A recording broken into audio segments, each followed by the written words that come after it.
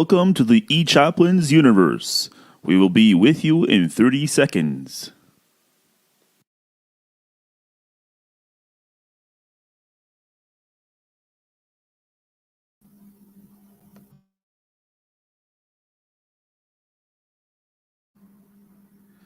Hello and good evening, everyone. I hope you are doing fine tonight. You're here with us with the E-Chaplain universe.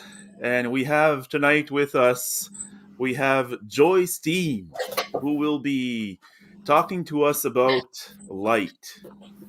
So, Joy Steam, it's been a long time since we've been live, since the beginning of almost the beginning of the E-Chaplain universe concept platform work service.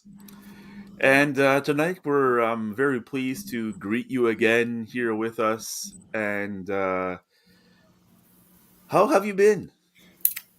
I've been good. We got a bunch of snow yesterday, and for me, when there's a bunch of snow on the ground, nothing signals Christmas like snow. So it's starting to feel a little bit more like Christmas. Good. I just have a little something here going on. Okay. Yes. So, back to you. Sorry, I had a little distraction. It's always good. So you were saying everything is going fine. You got a lot of snow. You had sort of like where your part of the world. I heard you had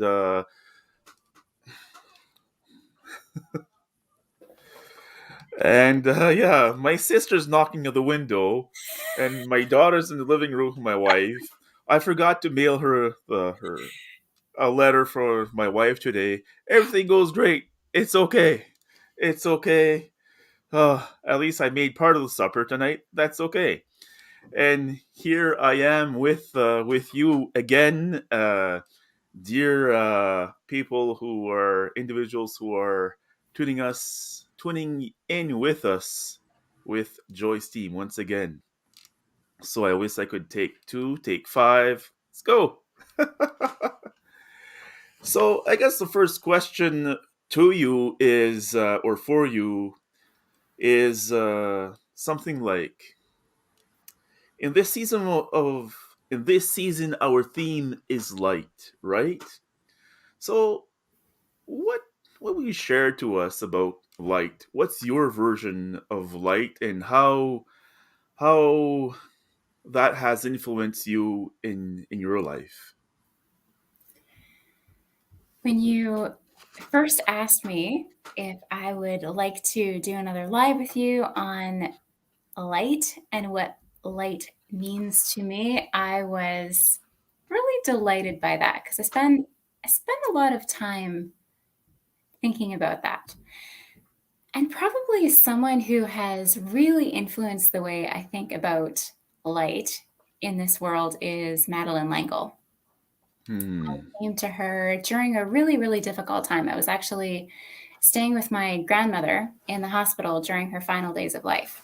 And I was Hmm. listening to an audiobook that was narrated by Madeline Langle and written by her. I think it was a Swiftly Tilting Planet.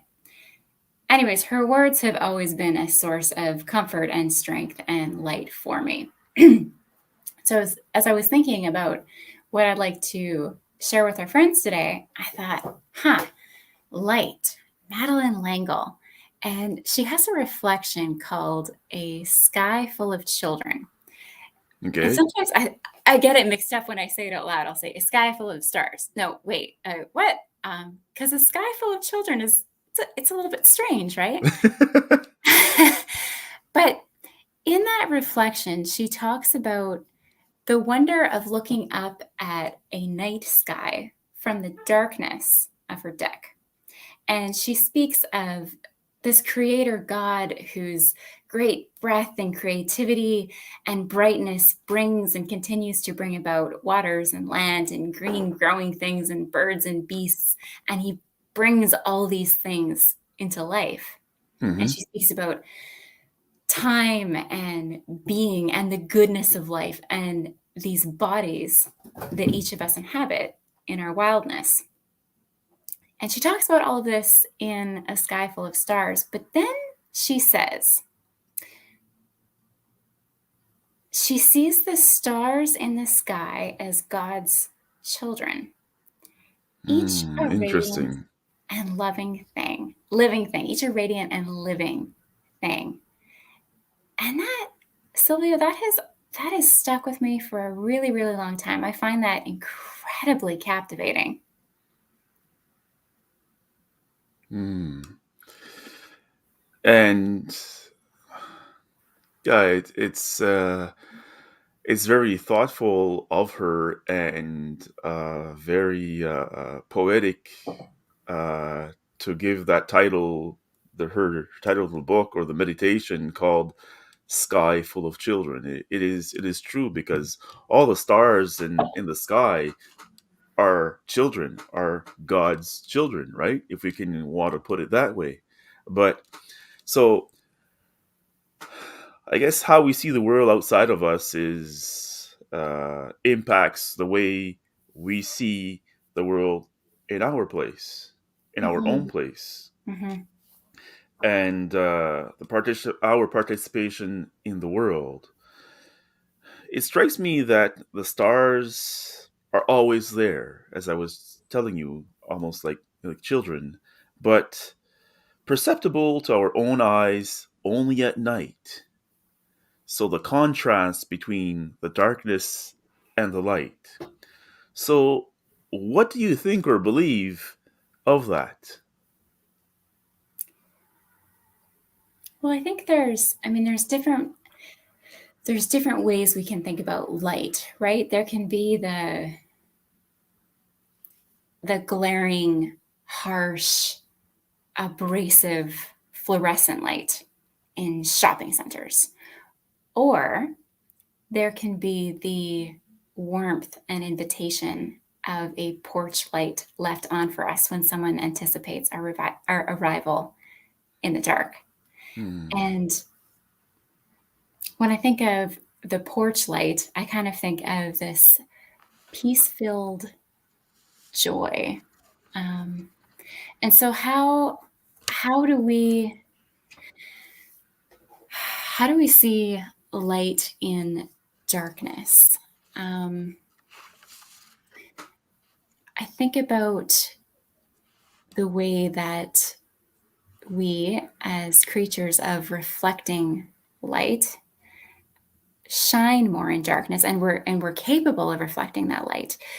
But we also have that absolutely horrifying potential of secreting away in darkness, Hmm. of turning really good things to really bad ends and dragging others into that dungeonous, dark basement of slithering, creeping things. And how is it that we're both able to reflect beautiful light and we're also able to dwell in such darkness?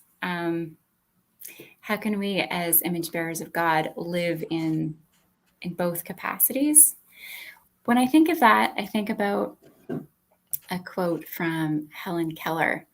Um, she says, "Faith is the strength by which a shattered world shall emerge into the light."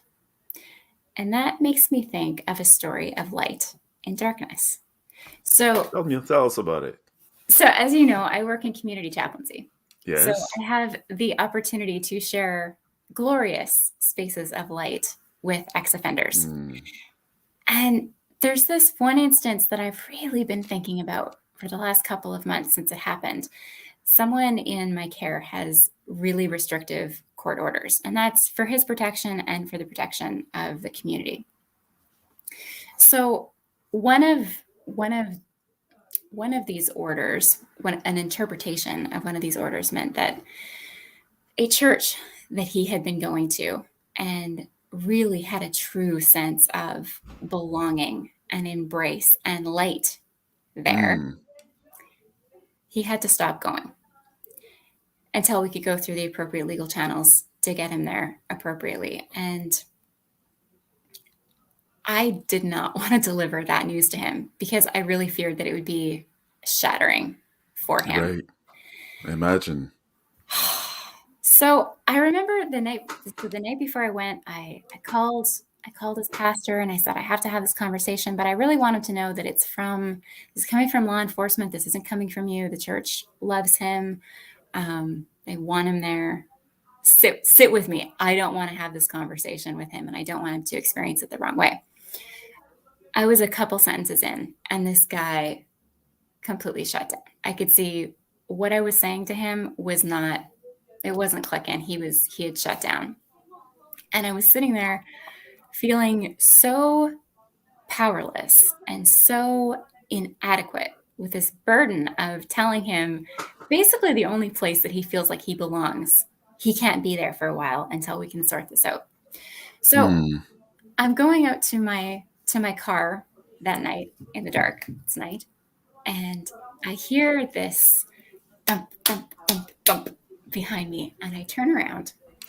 And there this guy is running on his sore knees behind me. And he says, Joy, before you got home tonight, I needed you to know this isn't your fault. I don't blame you. This is the consequence of my actions right now, but it's going to be okay. We need to have faith in that. And for me, Wow. that was a sharing of light. That was me kind of in a dark space and him sharing that space of light with me, right? So Hmm.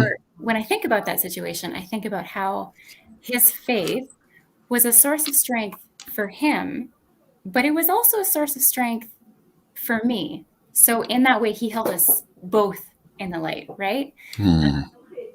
And really, I think in that situation, we both were carrying a bit of wound in that situation. Hmm. And the poet Rumi says, you know, that our wounds are where the light gets in. And for me True. in that situation, that was really true. I agree because in those when you have those cracks in your life, that's where in your you have that hope, you have that faith, that's where the light can come in. So in the wound, when you have that cracked heart or the wounded heart, that's really where the light can come in. So you said something about faith holding you both in light, right? Yeah. But that reminds me of the statement that the Quakers have about holding on another one another in light. Do you know it? I do know it. Okay, cool. I they'll say, "I will hold you in the light," or "We hold each other in the light." Um, ah, to be held in the light. Um, I remember the first time that I heard that from a Quaker friend of mine. It really, really stood out, and it wasn't the words that she said that stood out. I think the reason why it stood out is because I know her to be a deeply compassionate, really insightful, warm, welcoming, just a beautiful, beautiful presence. And so when she said, Hmm. Joy, I will hold you in the light, that meant something to me. I went, where did that come from? What do you mean by that? Um, and so she explained to me that it means, it can mean, depending on who says it, um, that you'll be truly seen, that you'll be truly heard, and that you will be held in this loving light. Hmm. And so I think about how can I cultivate that in my own life so that when people have interactions with me, they can feel like I'm holding them in that reflected light too, in that peacemaking presence of the all rightness of it will be okay. You are held. Yeah, and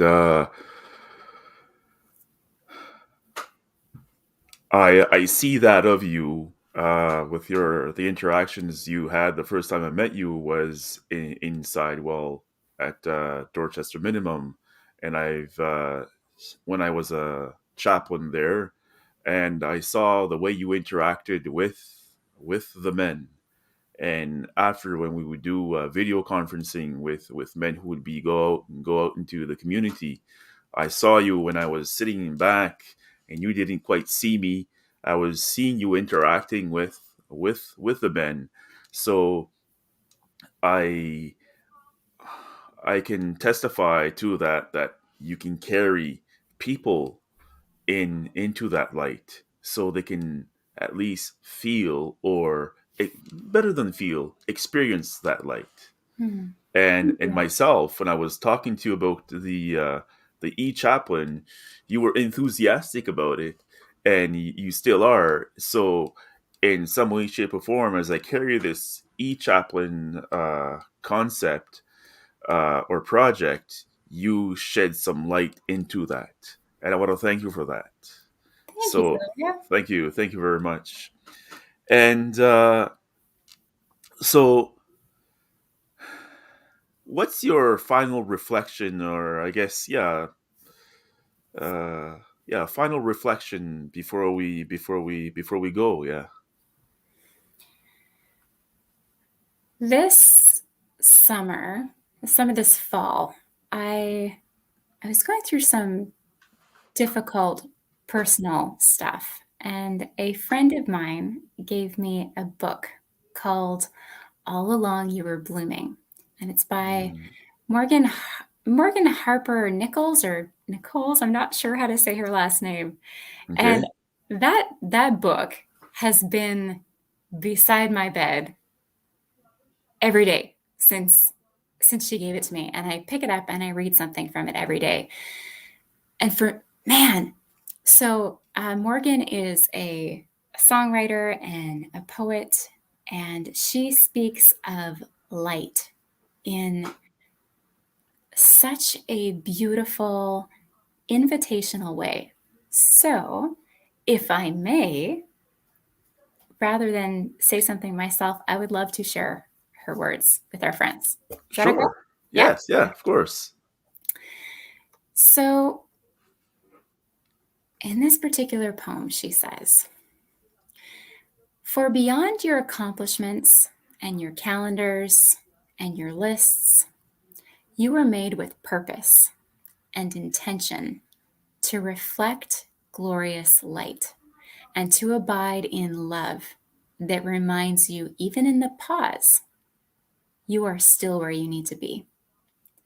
No matter how yesterday unfolded before your eyes, and no matter the stacks of worries burdening your mind that have left you settled or confused, light is still pouring in, reminding you over and over again to surrender, to let go, for these troubles are bound to shadows that cannot survive in this new light. Bask in these beams of sun as you find your new beginnings, a new way of seeing, a grace filled way of living." For me, I mean, Wow. Yeah, it is beautiful. it's really beautiful. So why do you love it so much? Why do you like that part of a book so much? I think for me, it's kind of like during this season, during this holiday season, Christmas, I hate shopping. I don't like Mm. shopping. I barely even like grocery shopping. I usually put it off for as long as I possibly can.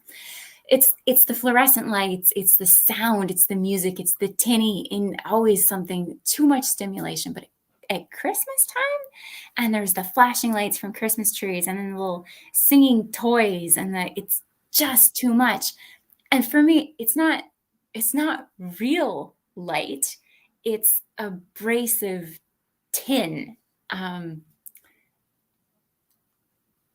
and I feel like oftentimes the things that we feed ourselves with, whether it's books or movies, TV shows, literature, whatever it is, there can be kind of a superficial sense of cheer, of Hmm. put on a smiley face and they'll be okay.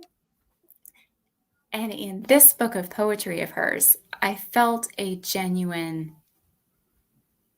gosh, sometimes it's really hard. And sometimes you're really afraid. And sometimes it really, really hurts. And that's okay. And we can keep going and we can keep going together because there is a hope, there is a strength, there is a light that is bigger than this. And that doesn't make what we're feeling not real or not true, Exactly. but it makes it okay to keep going. Good. I don't Good. know if that makes sense or not, but Yeah, it does make sense a lot. And I guess one last two. We still have time for two little questions. Uh, we'll save the fun question later on. But what brings light in your everyday life? I'm going to be sneaky with this, Silvio. Okay. I I think that it's actually pretty similar about what brings light in my everyday life and my work life and my family life and my spiritual life. That for me, that light is being awake, being being first of all aware that a lot of times we're sleeping, I'm sleeping, whether it's sleeping to awareness of the person beside me, sleeping to awareness of how I actually feel right now, feel like in my body, the smells that I'm smelling, the sights, the person beside me as we're both sitting behind, the too long red stoplight. Um, that aliveness, that calling myself to be alive in this world, to the light that is on and around me all the time. So, simple example might be I love the smell of cinnamon. I absolutely love it. So, a little source of light for me is like, ah, I smell that cinnamon. I am alive today, here, now. I get to smell it. I don't know if somebody else's sensation of smelling cinnamon is the same thing as mine. Huh. I'm curious about that. That curiosity, that awareness that I don't have to be here. There was Hmm. nothing that said, I was gifted. I was gifted this existence. I was gifted this life. Does it True. suck sometimes? Is it dark sometimes? Yes. Hmm. Um, but I can lean into those little glimmers of light, that little smell of cinnamon, that little, you know, that feel of my cat breathing against my chest when he sits with me at night. Those are Hmm. those are glimmers of light with me, and if I'm really, really fortunate, I get to share those glimmers of light with somebody else, and that just makes it that much more spectacular for me. Anyway, Good, good, good. Well, that's good. And that's very special. Thank you for sharing that with us. Now, people ask me, well, this guest of yours, Joy's team, are you going to ask her this question? Well, maybe. I don't know. Shoot, what do you want me to ask her? What is her best memory of Christmas? my best memory of Christmas. Well, let's see, my best memory of Christmas.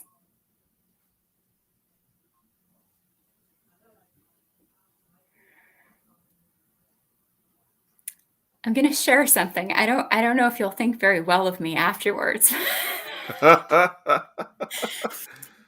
I grew up in kind of on a hobby farm type deal. Okay. And it was very, very cold outside at winter, as it often is. in the West. And I remember as a kid, like when you're a kid, your toes are really cold and it's constantly like snot coming out of your face. You're like, Okay.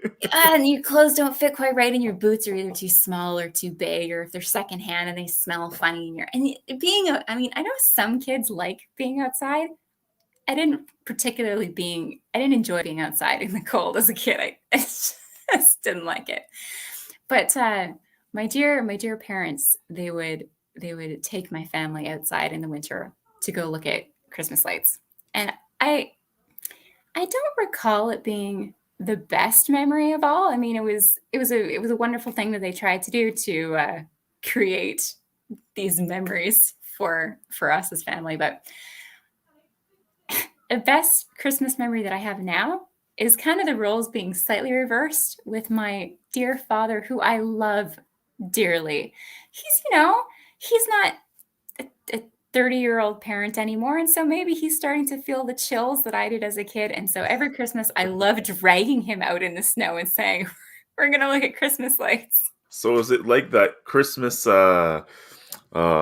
Vacation or something where he lit all the house full of lights? No, Or it's not quite. It's looking at other neighbors' lights or taking a little drive to the city and parking the okay. car and going and walking amongst the cold. Sometimes it actually is like literally minus.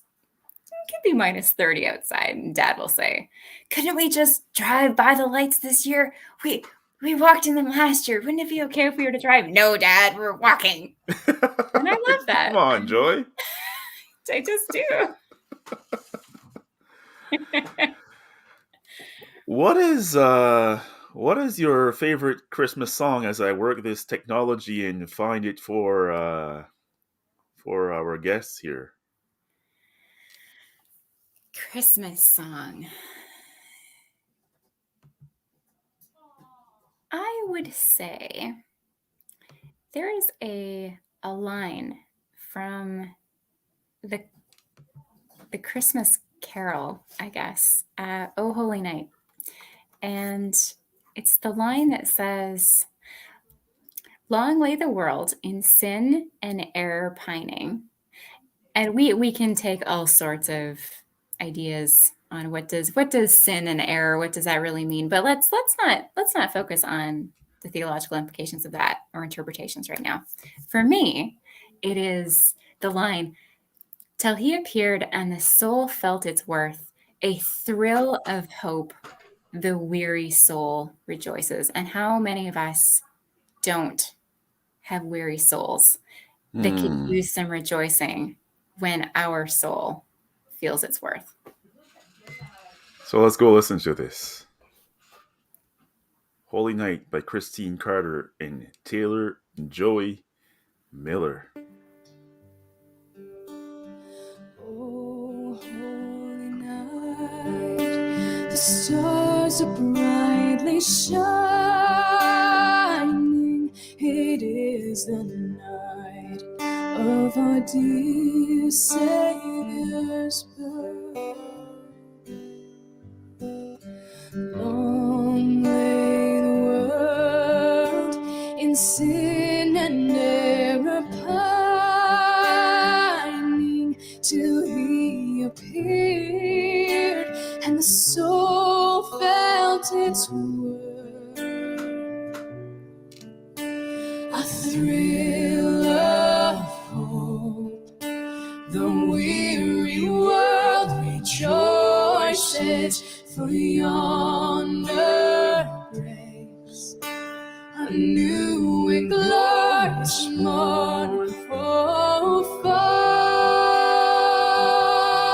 on your knees. Oh, hear